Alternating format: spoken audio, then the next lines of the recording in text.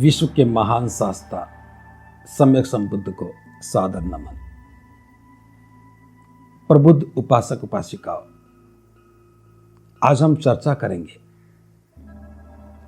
कि व्यक्ति की व्यक्तिगत निर्मलता ही सभी अच्छाइयों की आधारशिला है।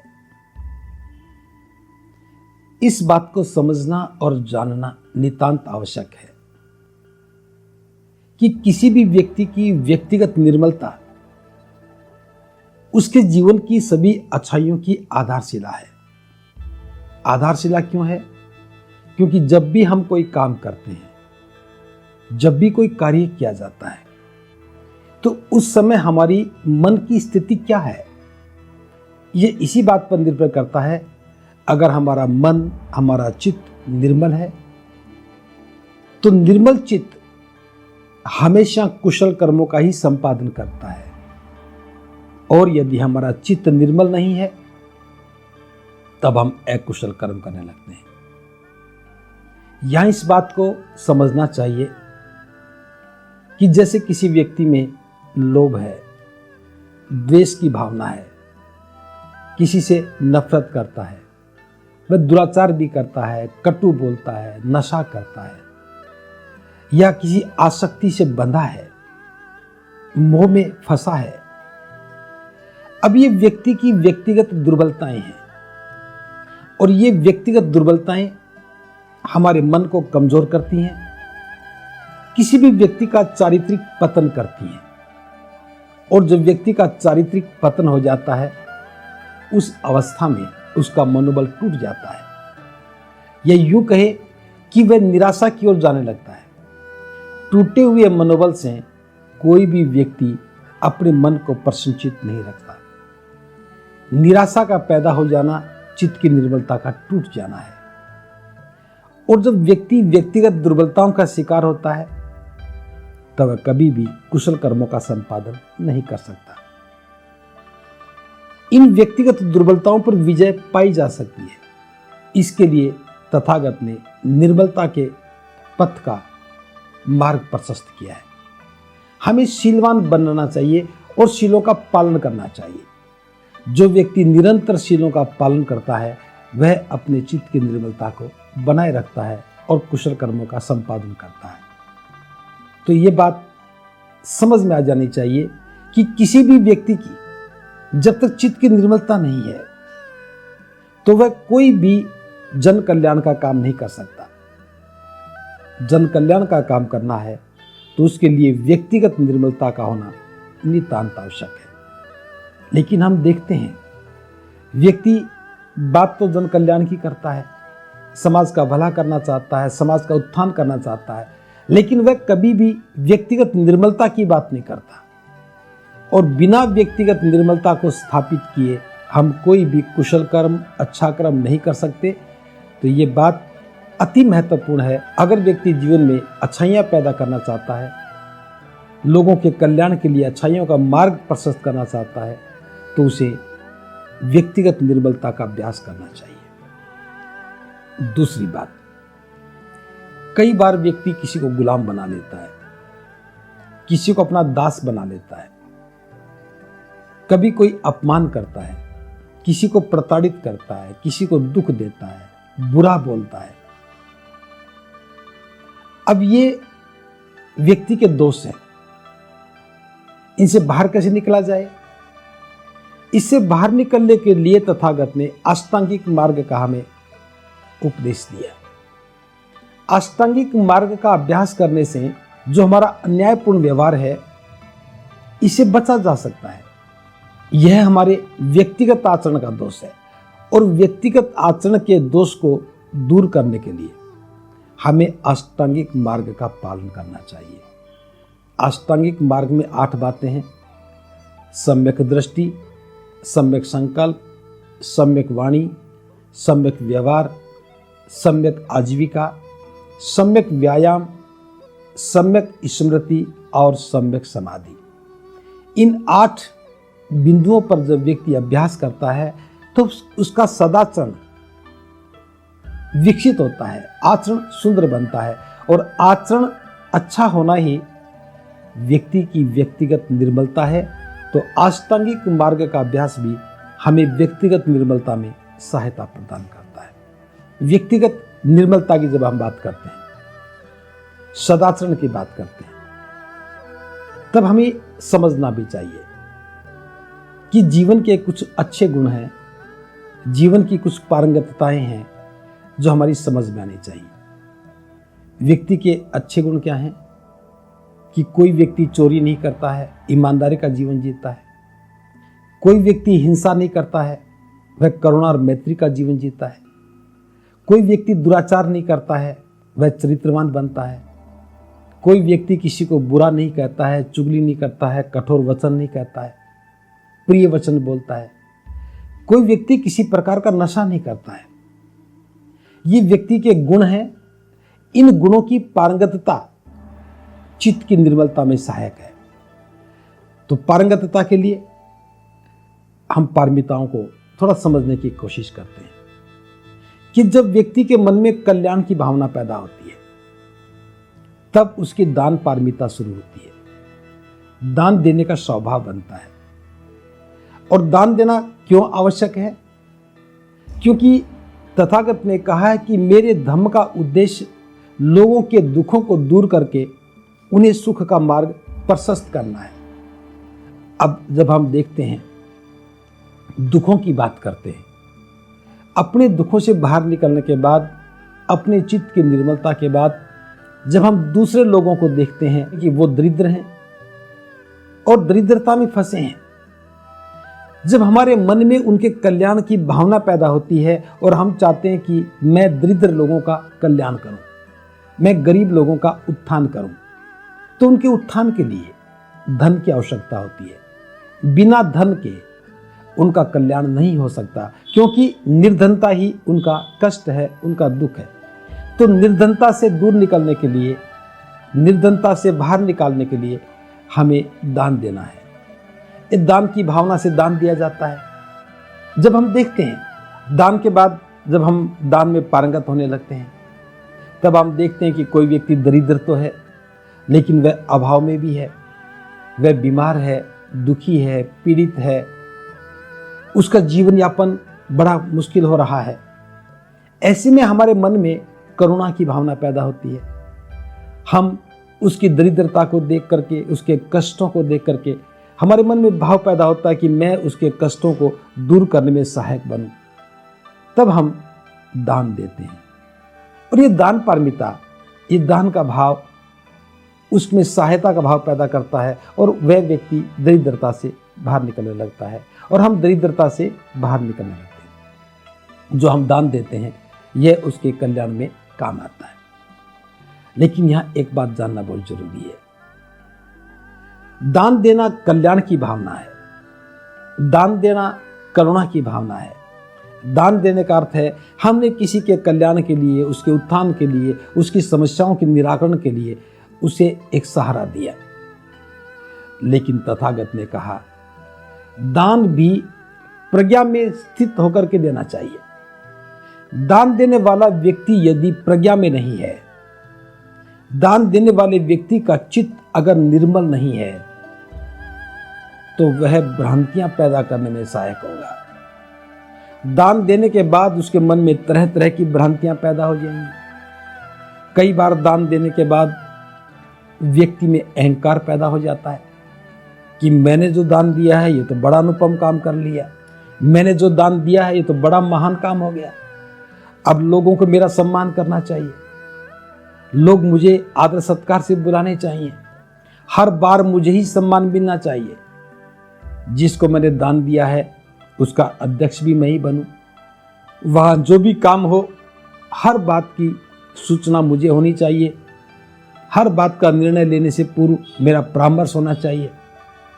अब दान देने के बाद जब व्यक्ति के मन में अधिकार की भावना आती है, उसमें भ्रांतियां पैदा होने लगती हैं, अहंकार पैदा होने लगता है, तब वह दुख का कारण बन जाता है। जिस सहायता के लिए, जिस मनोभाव के लिए, जिस करुणा के लिए, अनंत लोगों के कल्याण के लिए जो दान दिया था, वह दान कष्ट का कारण बन जाता है, देने वाले के लिए भी और लेने वाले के लिए भी। ये सद्गुणों का अभ्यास ना होकर के हमें दुख की ओर ले जाने वाला होता है। एक छोटा सा संदर्भ यह मैं बताना चाहूंगा। तथागत कहते हैं कि आदमी कई बार दान करता है, दान करता है तो लगता है कि उसके मन में कल्याण की भावना है, लेकिन दान देने के उपरांत वह व्यक्ति अधिकार भावना का प्रदर्शन करता है, जो एक द्वंद्व पैदा करता है, जो विरोध पैदा करता है, और जिस नीति से काम किया था उसमें बाधा बन जाता है। तथागत को बहुत से लोगों ने दान किया, बड़ा बड़ा दान मिला। अनाथ पिंडक ने सोने के सिक्के बिछा करके जमीन दान की, आम्रवन दान किया, अमरपाली ने आम्रवन दान किया, राजा बिंबिसार ने वेणुवन का दान किया, जीवक ने भी अपना आम्रवन तथागत को दान किया। बहुत बड़े पैमाने पर दान हुए, दान की बड़ी चर्चाएं होने लगी। तथागत भी दान का पुण्य अनुमोदन करते थे, दान के बाद तथागत भी उसके लिए कामना करते थे। जब समाज में दान की चर्चाएं होने लगी तो बहुत सारे लोगों के मन में आया कि मैं भी दान करूं, मैं भी सम्मान का पात्र बनूं, मैं भी दान करूं, मैं भी पुण्य अर्जित करूं, मैं भी कुशल कर्मों का संचय करूं। तो ऐसी ही एक घटना घटी। एक बार तथागत भिक्षुओं को देशना दे रहे थे। एक व्यक्ति बहुत बड़ा बोरा लेकर के आया और आकर के तथागत के आगे रख करके कहा, हे तथागत, मैं पूरे 1,00,000 स्वर्ण मुद्राएं लेके आया हूं।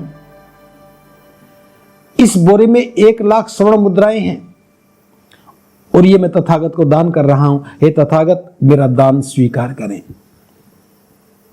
तथागत ने कहा, ठीक है, इसको नदी में फेंक दो। सामने नदी थी। वह व्यक्ति सोचने लगा कि तथागत की समझ में नहीं आया, हो सकता तथागत ने ध्यान से ना सुना हो। फिर कहता कि हे तथागत, ये 1,00,000 स्वर्ण मुद्राएं हैं और मैं ये स्वर्ण मुद्राएं दान देने के लिए लेके आया हूं, मेरा दान स्वीकार करो। तथागत ने कहा, तुम्हारा दान स्वीकार कर लिया, अब इन्हें नदी में फेंक दो। वह व्यक्ति तो बड़ा आश्चर्य में पड़ गया, बड़ा अचरज में आ गया। लगता है कि तथागत को ठीक से सुनाई नहीं दिया। फिर वह कहता कि हे तथागत, ये 1,00,000 स्वर्ण मुद्राएं हैं, ये सोने की मुद्राएं हैं, मैं दान कर रहा हूं, इसे स्वीकार करो। तथागत उसकी मनोस्थिति को जानते थे।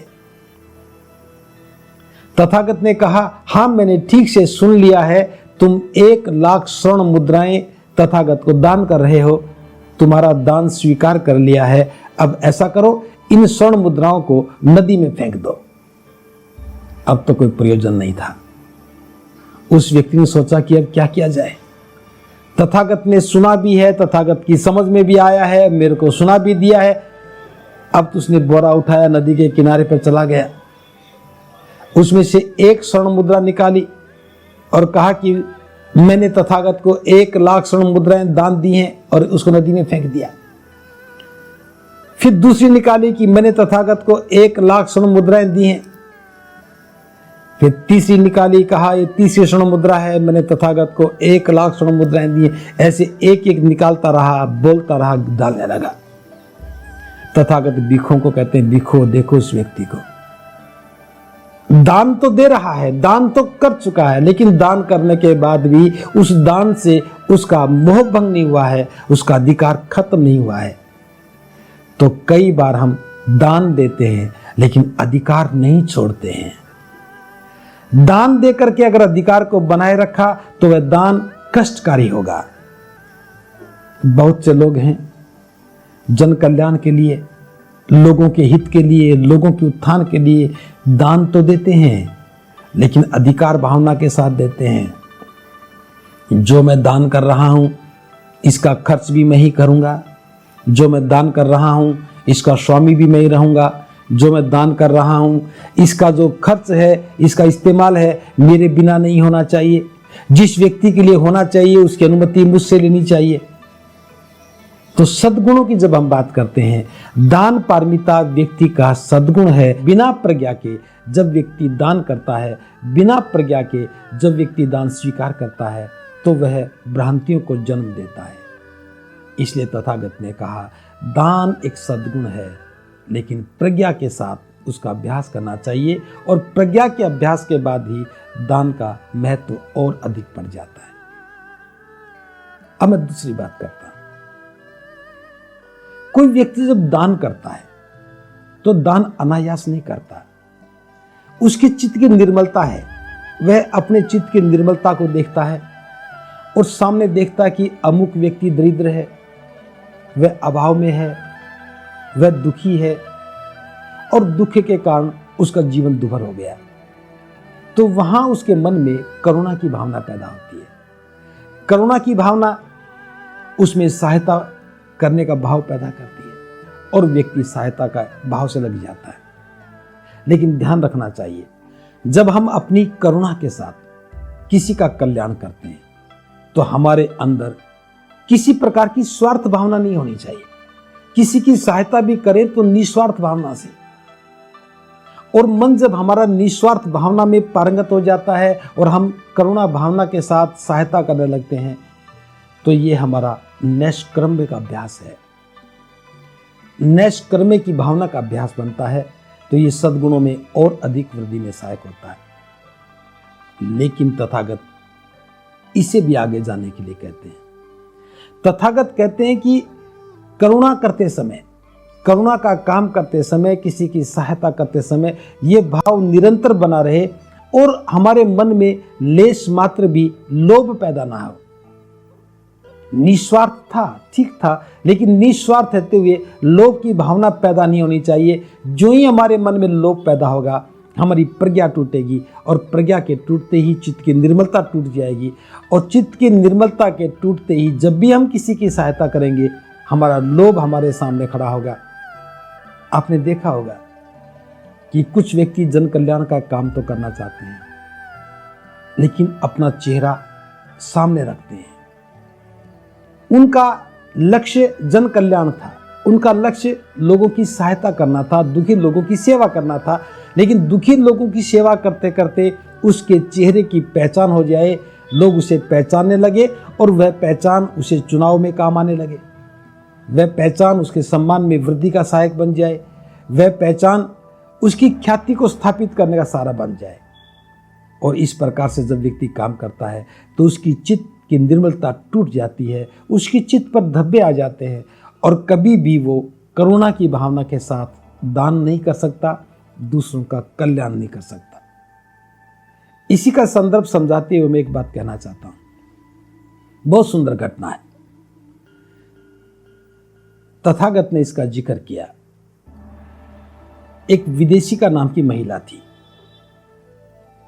और उसकी ख्याति थी, सैकड़ों मील तक लोग जानते थे कि वो बड़ी करुणामयी है। सैकड़ों लोग उसके पास आते थे, अपनी फरियाद लेके आते, अपने दुखों को लेके आते। चूंकि वह बड़ी करुणामयी थी, उसका स्वभाव करुणा वाला था, प्रसन्नचित नजर आती थी, वाणी मधुर थी, इसी कारण लोग उसे करुणामयी विदेशिका के नाम से जानते थे। उसके घर में एक नौकरानी थी। उसके मन में ख्याल आया कि सभी लोग मेरी मालकिन को करुणामयी कहते हैं, क्या वास्तव में मेरी मालकिन करुणामयी है? मुझे इसकी जांच करनी चाहिए। यह भाव मन में आया तो अगले दिन जांच करने के उद्देश्य से वो देर तक सोई रही। हर रोज तो जल्दी उठती थी, लेकिन आज तो वो उठी नहीं। उसकी मालकिन ने देखा कि काली नजर नहीं आ रही है, तो उसने आवाज दी, काली, ओ काली। काली ने कहा, जी मालकिन। अरे कहां है तू, दिख नहीं रही। जी मालकिन, सो रही हूं। तो विदेशिका ने कहा कि ये सोने का समय है, काम कब करेगी? काली उठी, उसे लगा कि मेरी मालकिन को बुरा तो लगा, लेकिन छुपा गई। हो सकता है कि मैं अच्छा काम करने वाली हूं, मैं घर में अच्छा काम करती हूं, इसलिए मुझे ना डांटा हो, लेकिन हो सकता है मेरी मालकिन को क्रोध तो आया होगा। सोचा कि कल फिर इस टेस्ट लूंगी। अगला दिन फिर हुआ, काली सोए रही, उसकी मालकिन ने देखा कि काली नजर नहीं आ रही, फिर आवाज दी, काली ओ काली। उसने कहा जी मालकिन। अरे कहां है तू? उसने कहा कि मालकिन सो रही हूं। उसने कहा इस सोने का समय काम कौन करेगा, खड़ी हो काम कर। काली ने देखा कि मेरी मालकिन की आवाज में कठोरता तो थी, क्रोध तो आया होगा, जरूर वो छुपा गई होगी, क्योंकि मैं अच्छा काम करने वाली हूं, इसलिए हो सकता है कि मुझे ना डांटा हो, लेकिन कल फिर टेस्ट लूंगी। अब तीसरा दिन हो गया। आज काली फिर देर तक सोई रही तो मालकिन ने फिर आवाज दी, काली ओ काली, कहां है तू? उसने कहा बस मालकिन सो ही रही हूं। अब तो विदेशिका को बड़ा क्रोध आया, दरवाजे की आगल को निकाला और उसके सिर में देकर के मारा। रोज रोज देर तक सोती है, काम कौन करेगा? जो ही वो लोहे की आगल थी सिर में लगी तो खून बहने लगा। सिर से खून निकलते ही काली तो शोर मचाने लगी, चिल्लाती हुई बाहर गई, दरवाजे के बाहर खड़े होकर कहने लगी, देखो देखो मेरी करुणा में ही मालकिन ने मेरा सिर फोड़ दिया। बस मैं देर तक सो रही थी, इसीलिए क्रोध आ गया और मेरा सिर फोड़ दिया। मोहल्ले बस्ती के लोग इकट्ठे हो गए, ये क्या हुआ? विदेशिका को ऐसा नहीं करना चाहिए था, विदेशिका को ऐसा नहीं करना चाहिए था। और सभी लोग काली के पक्ष में खड़े हो गए। विदेशिका की जो प्रशस्ति थी, करुणामयी उसकी जो पहचान थी, वो एक पल में धूमिल हो गई और दूर दूर तक ये बात फैल गई कि विदेशिका करुणामयी नहीं है, वह तो क्रोध करने वाली है। तथागत कहते भिक्षुओं, तुम करुणा में इतने पारंगत हो जाओ कि कोई व्यक्ति आपकी परीक्षा ले तब भी आपको कोई खतरा ना हो इस प्रकार की घटना का। लेकिन कई बार हम इस बात को देखना चाहिए, समझना चाहिए, करुणा भी बिना प्रज्ञा के नहीं हो सकती। बुद्ध कहते हैं अगर कोई व्यक्ति करुणामयी है, वह लोगों की सहायता करता है और उसके चित्त की निर्मलता नहीं है, वह प्रज्ञा में नहीं है, तो वह बुराई का समर्थक बन जाता है। बिना प्रज्ञा के जब हम करुणा करते हैं, किसी का सहायता करते हैं, किसी का सहारा बनते हैं, तो बुराई का समर्थक बन जाते हैं। और इस परिस्थिति को जांचना नितांत आवश्यक है।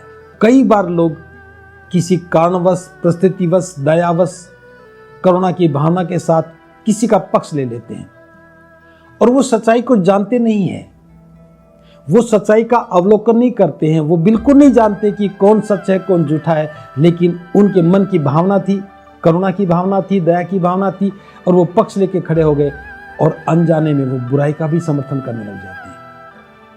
अधिकांश लोग जो प्रज्ञा में नहीं है, वे बुराई का ही समर्थन करते हैं, समाज सेवा के नाम पर, दया भावना के नाम पर और करुणा भावना के नाम पर। इसलिए प्रज्ञा एक महत्वपूर्ण गुण है। तीसरी बात, हर व्यक्ति प्रेम चाहता है। प्रेम व्यक्ति का एक स्वाभाविक गुण है। तथागत कहते हैं कि प्रत्येक व्यक्ति को प्रेम करना ही चाहिए।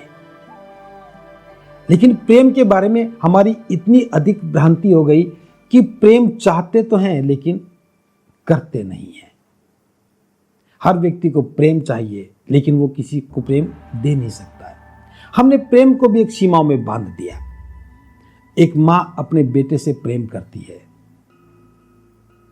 ये बात सच है कि एक मां अपने बेटे से प्रेम करती है, लेकिन उसी घर में उसी बेटे से एक कप ही टूट जाता है, तब वह मां उस बच्चे को थप्पड़ लगाती है, पीटती है। तो प्रेम कब से था? ये बच्चे से था। ये बहुत महत्वपूर्ण बात है कि प्रेम बच्चे से कर रहे थे। कप एक वस्तु है, बच्चा हमारा प्रिय है, लेकिन उस वस्तु के टूटने की सजा हम बच्चे को देते हैं तो प्रेम नहीं है। जो कप टूटा है उसके प्रति भी हमारा मोह है, और उस मोह के आगे, उस लोभ के आगे हमारा प्रेम छोटा हो जाता है।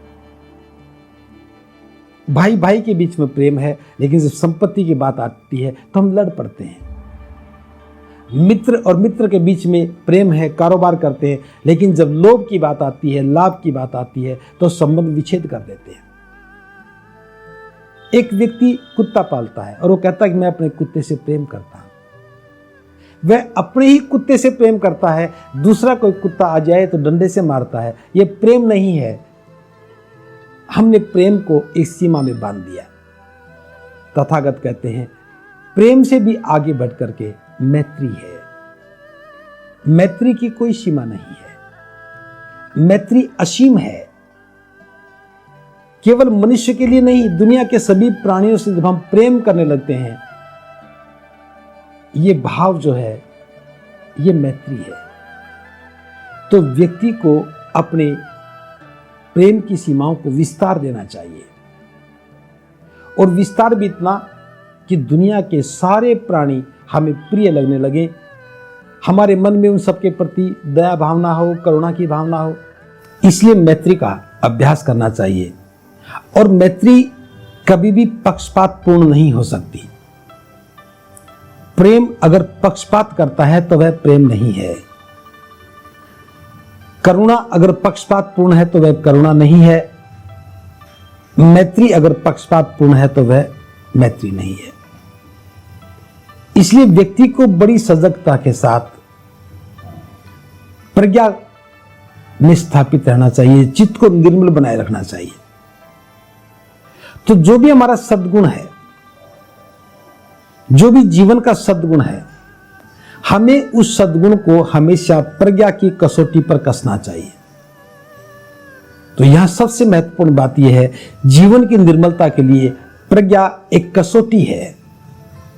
हर काम को करते हुए, हर बात को करते हुए हमें निरंतर सजगता के साथ अपने आप को उस प्रज्ञा की कसौटी में जांचना चाहिए कि जो मेरे सद्गुण हैं, जो मेरे व्यक्तिगत गुण हैं, जो मेरा आचरण है, जो सदाचरण है, कहीं वो टूट तो नहीं रहा है, कहीं चित्त में धब्बे तो नहीं है, कहीं मेरे मन की दुर्बलताएं तो नहीं है। और जब व्यक्ति इन सद्गुणों का अभ्यास करता है, प्रज्ञा की कसौटी पर जांचता है, तब वह जीवन में आगे बढ़ता है। और हम देखते हैं ये उसकी व्यक्तिगत निर्मलता ही जन कल्याण की भावना को और प्रेरित करती है, और व्यक्ति निरंतर अभ्यास करने लगता है, और यह व्यक्तिगत निर्मलता ही जीवन की अच्छाइयों का आधार बन जाती है। यह बहुत महत्वपूर्ण है। यह हमें एक बात जांचनी है कि तथागत का धम्म बड़ा कल्याणकारी है। यह व्यक्ति के जीवन की आवश्यकताओं का निरंतर शोध करने के उपरांत, शोध करने के पश्चात ये जो खोज हुई है ये बड़ी अद्भुत है। ये कल्पनाओं की खोज नहीं है, ये आवश्यकताओं की अनुभूति के बाद उनके समाधान की एक खोज है। तो बुद्ध के धम्म को समझने के लिए हमें अपना सदाचरण का, अच्छे आचरण का अभ्यास करना चाहिए। एक बात से हमें बचना चाहिए।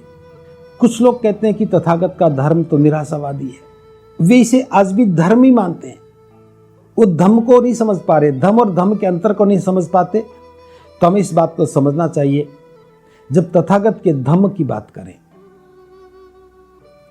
तब ये बात ध्यान में रखना चाहिए कि तथागत का धम्म निराशावादी नहीं है। निसंदेह तथागत दुखों के बारे में बताते हैं और सभी मनुष्यों का ध्यान दुख की ओर ले जाना चाहते हैं। कि इन दुखों को जानना और स्वीकार करना नितांत आवश्यक है।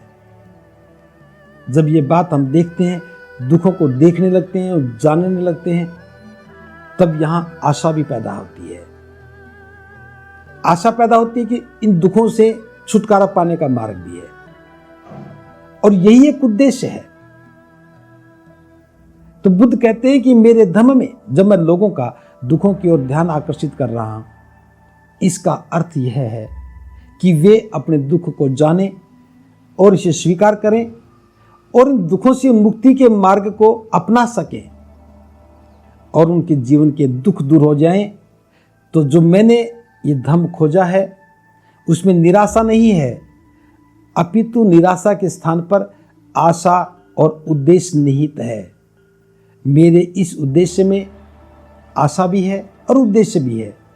तो व्यक्ति को चाहिए, हम सबको चाहिए कि हम इस बात को ठीक से समझ जाएं कि दुखों को जानना, दुखों पर चर्चा करना ये निराशावादी भाव नहीं है, इसके पीछे एक उद्देश्य है, एक आशा है, एक विश्वास है। तो मैं कहना चाहूँगा कि तथागत का धर्म अद्भुत है। इससे पहले दुनिया के किसी भी धर्म के संस्थापक ने ऐसी सुंदर व्याख्या नहीं की, ऐसा सुंदर सिद्धांत नहीं दिया।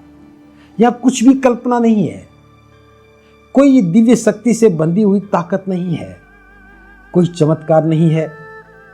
और यह भी सुस्पष्ट है कि तथागत के धर्म का आत्मा से, परमात्मा से कुछ लेना देना नहीं है। मरने के बाद जीवन का क्या होगा, इससे कोई सरोकार नहीं है।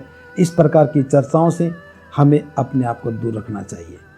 तथागत ने जो सुख का उपहार दिया है ये बहुत अद्भुत है, बहुत सुंदर है। इसी जन्म में, इसी जीवन में व्यक्ति से पा सकता है, बस उसे अभ्यास करना होगा, प्रयास करना होगा। इसी भावना के साथ हमें इस धर्म को समझना चाहिए, सद्गुणों का अभ्यास करना चाहिए। चित्त की निर्मलता को निरंतर बनाए रखने के लिए प्रज्ञा की कसौटी पर हमें इसे जांचते रहना चाहिए। ऐसा करेंगे तो हमारा कल्याण होगा। इसी कल्याण की भावना के साथ तथागत की अनुकंपा बनी रहे। आप सबका कल्याण हो। भवतु सब मंगलम।